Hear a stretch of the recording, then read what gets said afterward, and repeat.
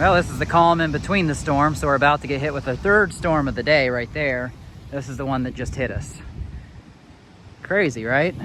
Cloud seeding. You guys hear that on the video? There's a tornado siren sounding in the north.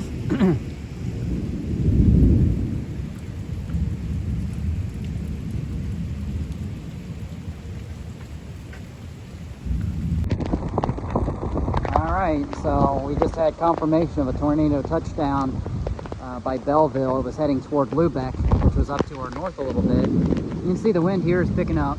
We got, ooh, I'll probably get struck by lightning here. Yeah. Oh yeah. I don't see anything else out here yet, but man, that's crazy.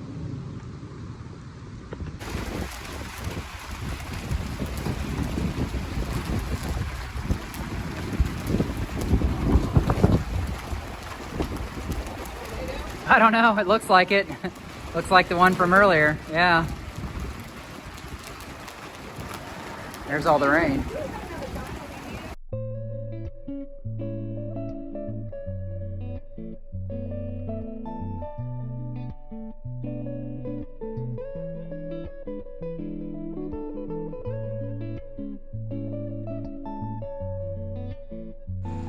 The book of Revelation talks about signs and wonders that we will see in the last days and the times of tribulation.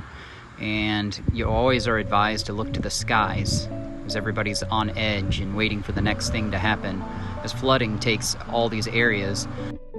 Here I flash froze a lightning strike as it moved from right to left and shut the house light off on the right. This will be later in the video and I'll tell you when to do it.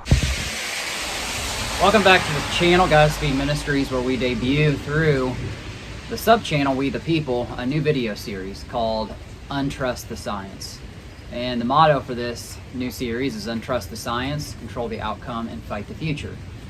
And the purpose for this series, as the very first video in it, is to delve into a certain topic on a scientific level.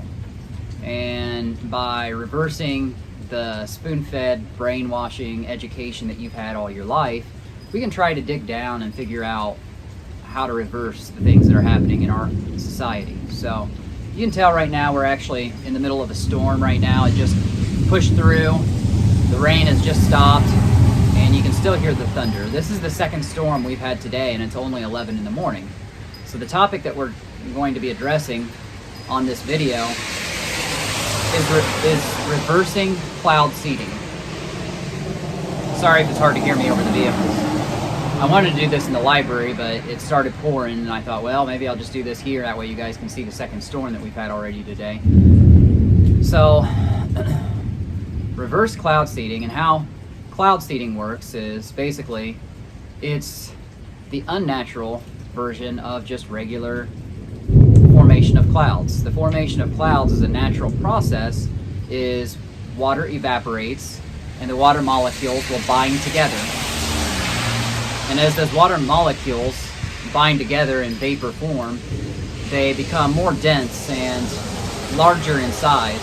And as they form clouds, that's what gives clouds the texture and the color. And through the upper levels of the atmosphere, you've got the cirrus, goes down to cumulus, the tops of your cumulus anvil clouds, to cumulus. And then it goes down to alto cumulus, and then you get your nimbus clouds down here. And your nimbus ones are the ones that produce rain.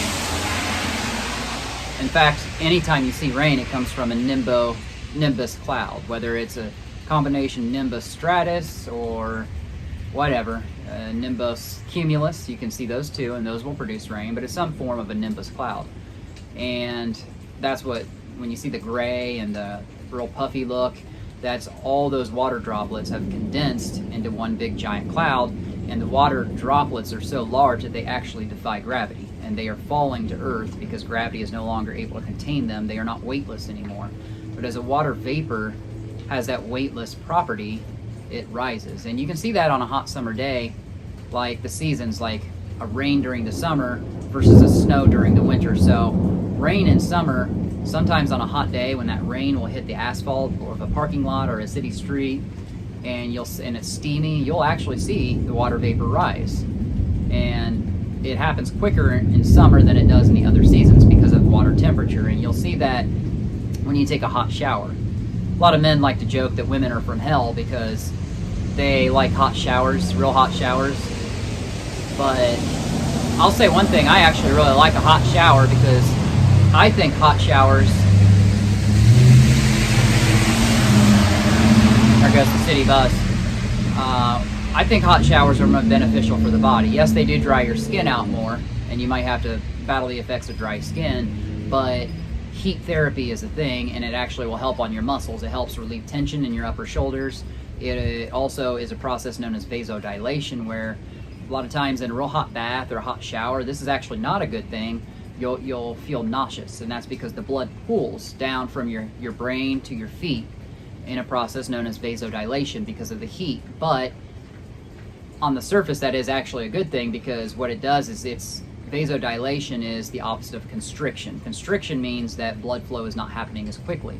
Vasodilation means that your blood is flowing more quicker because of the heat and because of gravity in combination. Well, you kind of see gravity working in a number of different processes, like I talked about rain and the clouds, and that's why when your water droplets become heavy, they defy gravity and they fall to earth. And I've got neighbors out here, one's from Wyoming and the other two that we landscape for, they're from Utah. And they both commented to me in the last week that rain out in Utah and Wyoming is not as heavy as the droplets that we see out here. And that's because the air is more arid, it's more dry, and you don't feel humidity out there in those western states until a storm barrels through, and those storms are kind of few and far between. Out here we get more of them, and in purposes of cloud seeding, it has been affecting more of your mountainous states. So right here we've got the foothills of the Appalachian Mountains.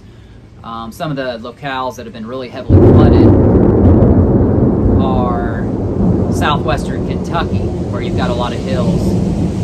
Montpelier, Vermont had a lot of flooding, and that's I think that's up there in the Cascade Mountain Range, in the Green Mountain Range, if I'm not mistaken, up there in New England and the northeast states.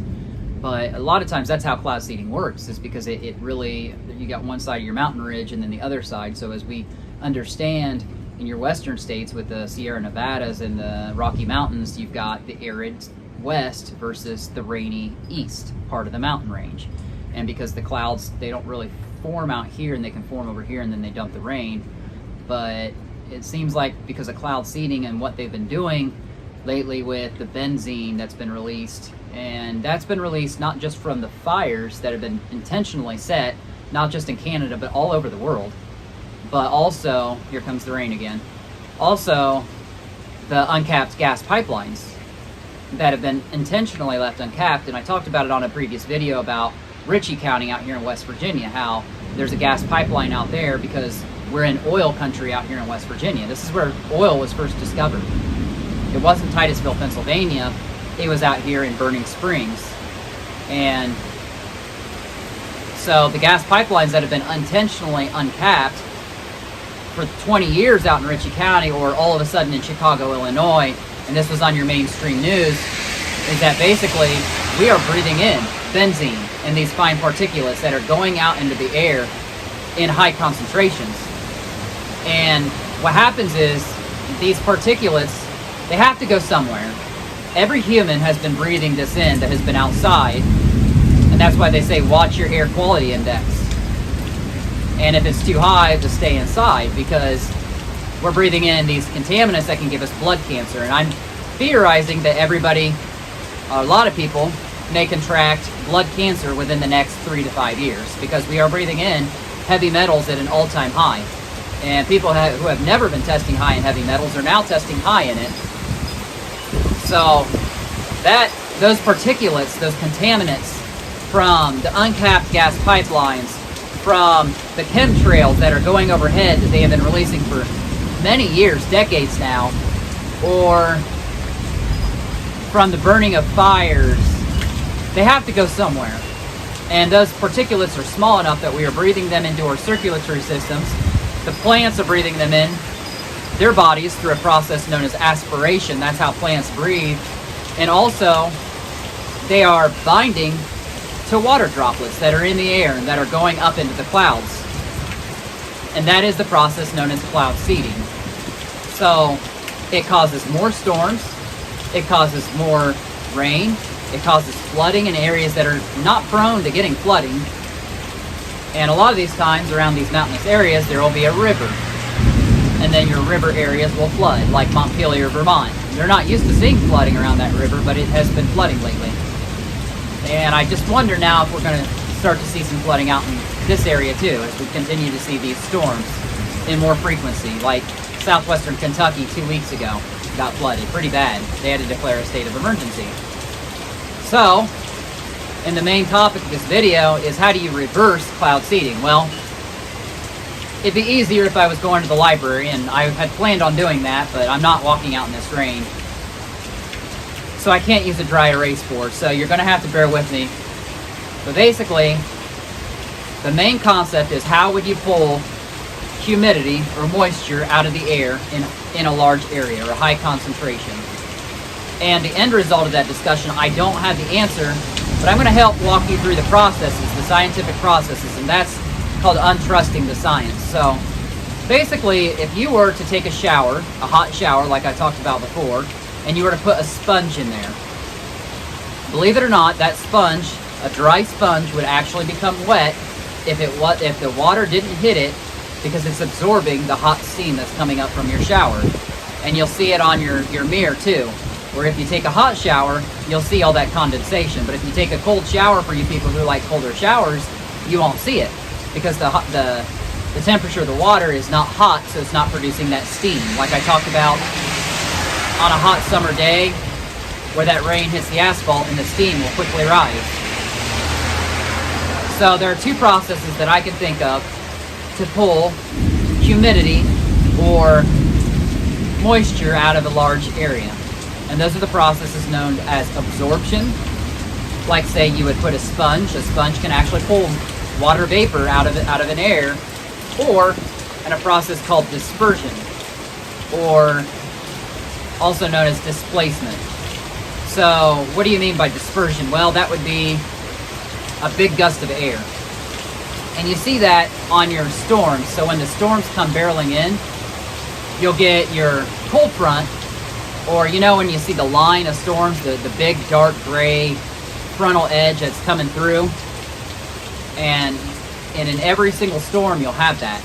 And you Midwesterners, you'll know what I'm talking about, because it'll either be between 15 miles an hour on that first gust of wind, or it'll be up to 90 miles an hour. I've actually seen storms back when I lived in Indiana where it's flat north of Interstate 70 because the glacier came through all those years ago and flattened all the land down. That's how we can get tornadoes, but your straight line winds will be stronger too.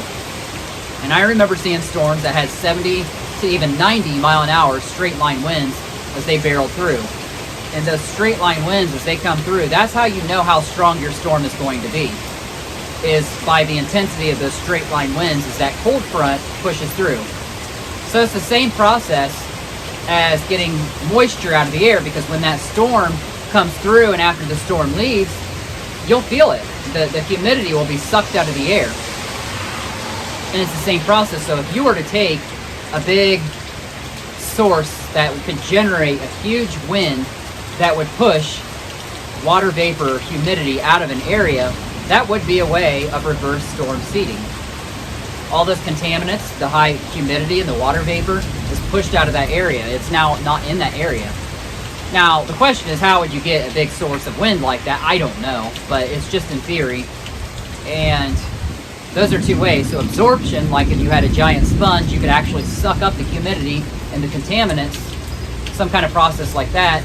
Or through dispersion, you could actually displace or move all those contaminants out of that area. Well, there's a third way of getting all that stuff out, and it's stopping it at the source. So like the gas pipelines that I've been talked about that were uncapped and have been left uncapped and we didn't know about. Well, now we're starting to find out that they are intentionally uncapping these gas pipelines. And like going to your gas pump in high concentration, when you pump your gas into your vehicle and you smell the fumes and you can see the fumes coming up, it's actually bending the air. The fumes are so strong and prevalent that they're bending the air, and you can actually see those fumes. And like I talked about, on a hot summer day when the rain comes down, you'll see the steam come up. You don't even need a storm. On a hot summer day, you'll actually see the heat sizzling off the ground when you're from a distance, and that's our brain telling us that it's actually a neat process, and it's called mirage. It's like you're seeing a mirage of water on the road or on the field, but there's not water there on a flat part in a distance, and it's always at a distance. It's not like up close. Your eyes, through your retina, which reverses your vision. Your retina is a reverse of your vision in the back of your eyes, and it's connected to your brain, and you're seeing what looks like water out there, but it's not water, it's a mirage. And that is actually the brain's way of seeing humidity on the ground rising through the air. And it's a process called diffraction, D-I-F-F-R-A-C-T-I-O-N. You can see diffraction through crystals, but you can also see it through the rising of heat. Heat will bend air, and you'll see it, like I said, on the roads or in the field, and it's as the heat rises, that heat is actually bending the air that you are seeing from a distance as your retina is reversing the image upside down in your brain. So you can actually see the manipulation of air as water vapor rises through the air off the ground, okay? So you can see a lot of that stuff, but it is a real thing, and heat is an accelerant of that stuff, and that's why you don't really see it on a winter day. Like as your snow falls down, that's a physical property. Snow is frozen ice crystals that have binded together, and that's why you get your snowflake. And kind of like the way they call liberal snowflakes, I'm going to throw this in there, is because like a couple of years ago when they said trust the science, well, we've come to find out that the science wasn't what they said it was. So, you know, and then the liberals started to melt when, like a snowflake, when they realized that it wasn't exactly what they were spoon-fed to believe. So that's the whole purpose of this channel, of this video series on this channel, is to get you guys to understand to untrusting the science will lead you to control the narrative, control the outcome, and then you can fight the future of what's to happen. So you don't need to be on all these government programs and leeching money from the government and not working, and because when you become too dependent on the government, all they have to do is yank it from you, your puppet on a string, and they say, well, you're on your own now. And what do these people do that have been dependent on the government for so long, and all the money that the government has been feeding them? It's gone, it's dried up. The lazy people are gonna have to work, they're gonna have to get a job, and they're not prepared to do that. Maybe they're a drug addict, or they're just mooching off the system. It's not the kind of people that we're trying to educate. We're trying to change those people and get their mindsets to flip, kind of like the retina in your vision of your eye, to see it upside down. Don't become dependent on the people who are controlling things. You define your rights, you control the outcome, you control the narrative, you fight the future. And like electricity, like Benjamin Franklin formed electricity in a bottle, you too can form electricity. And maybe down the road we will put a video out there that will help you to do what Benjamin Franklin did all those years ago, where he contains humidity in a bottle and actually generated a cloud which produced lightning in a bottle.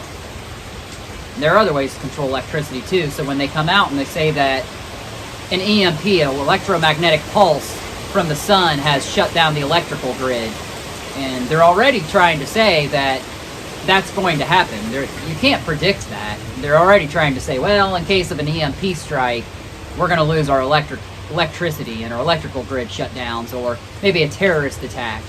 Well, the people that we think are in charge, they're the real terrorists. They're trying to flip it around now and say, through the military, Lloyd Austin, when they controlled things a couple years ago and said that we didn't have the choice, that we would have to get this, or we would lose everything. When I was in the Army, we would lose all our benefits and everything. We didn't have a choice. Now, they're trying to fight extremism in the military, in the ranks of the military. So the people that didn't voluntarily leave because they refused this, now they're trying to get them out by identifying patriots and say, well, these are extremists, and we're going to have to get them out of our military. So what we're seeing is our military is now shrinking way down, and all of a sudden, it's not the fighting force it once was. You know, the people who really care about the country are no longer in the military, such as people like myself. So what we're doing is we're trying to educate you. We're trying to educate you to control the narrative, untrust the science, control the narrative, and fight the future. So maybe we'll get to a point, and you guys can leave discussions on here in comments, you people who are smarter than me, who are able to figure out how to do reverse cloud seeding, and maybe we can hit it right at the source. Maybe we can go to where the gas pipelines are uncapped and say, you know what, we need to demand these legislators to cap these gas pipelines, to stop releasing benzene into the air. We don't want to breathe all this stuff. We don't want to have to keep checking our air quality index. We didn't have to do this last year. We didn't have to do this 5-10 years ago. It wasn't a thing. You know, just like our ozone layer has shrunk over the years, that's a result of what we have done over the years. In the 80s, we rarely had to put sunscreen on. You people that are old enough to remember that, you know what I'm talking about. You know, we had bees out in the air because the pesticides weren't released into the fields and stuff. And now my parents are saying in Indiana, you get the airplanes that go down over the fields and they're dropping pesticides down and stuff like that, and herbicides to control your weeds and stuff, and you know, and all this stuff is leaching down into the ground and stuff, and it's creating bad things. The bees are not out there like they are here in West Virginia because we don't farm out here in West Virginia. It's mountainous. We've got hills. There aren't really fields, so there aren't pesticides being thrown other than in places like the Ohio River, where companies like DuPont were just dumping them in unfiltered. You know, we do have that going on. And train wrecks out in New Palestine, Ohio, you know, that we're throwing benzene and other contaminants out in the atmosphere, and people were getting sick like crazy. And so I hope you guys learned a couple things. Reverse cloud seeding, a couple processes that can fight it are absorption, like if you had a big sponge to suck the moisture right out of the air, or dispersion or displacement, where you can get a big gust of wind to push the contaminants out, or you can hit it at the source and start capping those gas pipelines by hitting your legislators and demanding that action is taken. So thanks for tuning in. I'm glad you guys learned something today, or at least I hope you did. And drop a comment and help me and other people learn something too. And hopefully this video series will help you guys to brainstorm different ideas and give me ideas, and we'll fight the future by, you know, controlling the outcome ourselves. So until next time, we will see you guys, and as always, Godspeed. So we actually just got a tornado warning. There's a green right there. Could be out in that area. Tornado warning, and our town sirens are actually going off in the distance here. So I'm going to try to record what I can here. This is a little bit of a higher spot. My guess is out there. It looks a little bit green. And you know the crazy thing is, here comes the rain again. I'm going to get dumped on. I got rained on here as I went in the library, and I just sat down, and everybody's phones started going off buzzing saying tornado warning in our area until 12:30. And it's about 12:10 right now. I don't see any hail yet. Oh, I'm going to get poured on. Here it comes. Oh, shoot. There it is down there. I don't know. But you can see the hills right under the cloud line down there. Ah, shit.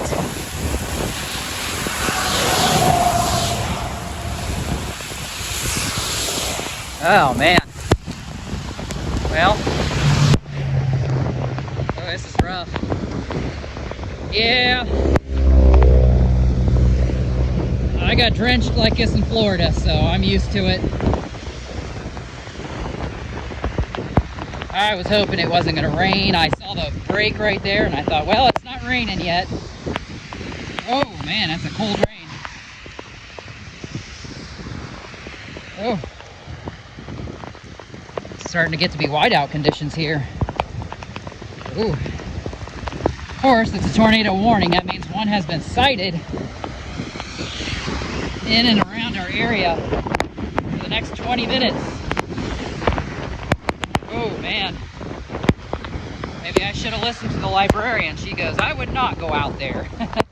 I said, well, I don't know. I live close enough here. I might make it. Ooh, man, this is cold.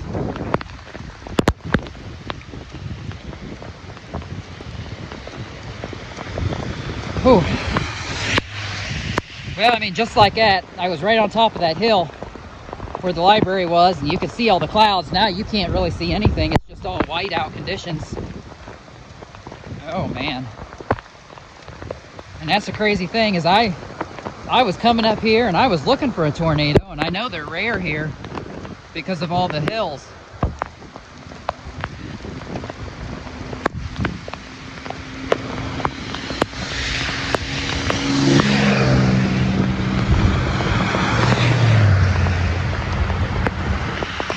Oh man.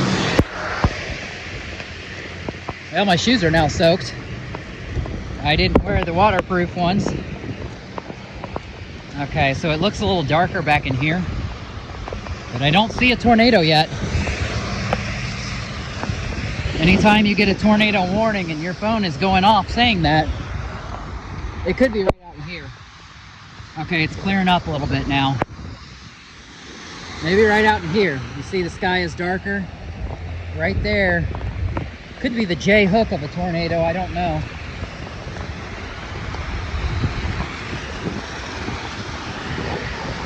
This is South Parkersburg here. CVS, grocery store, and right up that way is North Parkersburg and Vienna.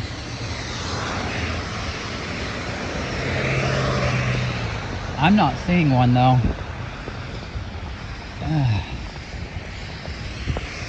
I had a nice view when I was up there, but I knew that rain was coming.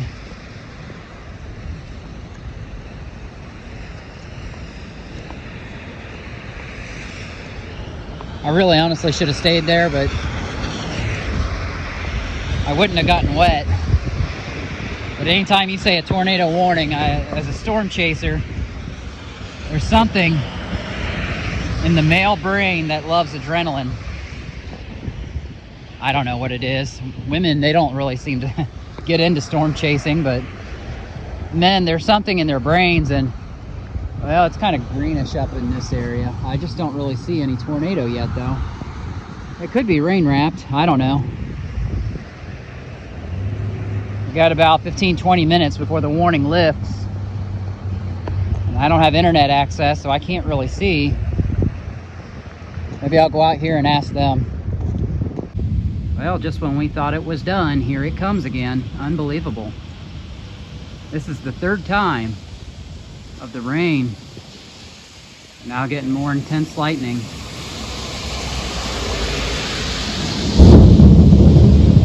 More low-lying clouds right here. It is kind of greenish looking back in there. You can't necessarily see that. These lightning strikes are pretty big. You got to be careful because it's usually men that get struck by lightning because they're more risk takers. They've got that adrenaline portion of their brain. They like to adventure seeking that they like to fulfill. But you know, I think that's related to the serial killers. I mean, you really think about it, like, look at your serial killers. They're men, right? How often is it a woman? Not very often. There's something about a man's brain that he loves that part where taking risks, not getting caught, stuff like that. And I think that's kind of related to the adventure seeking portion of the amygdala of the brain when it comes to storm chasing and stuff like that. Correct me if I'm wrong. Maybe somebody knows something more than I do. But yeah, for the record, I think that every serial killer needs to just be lined up in front of death row, a firing squad, and done away with.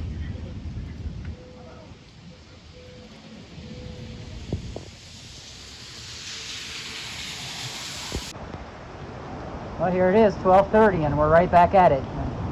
We had confirmation of a tornado touchdown around the Lubeck area, Belleville area. It's probably an F0 or an F1.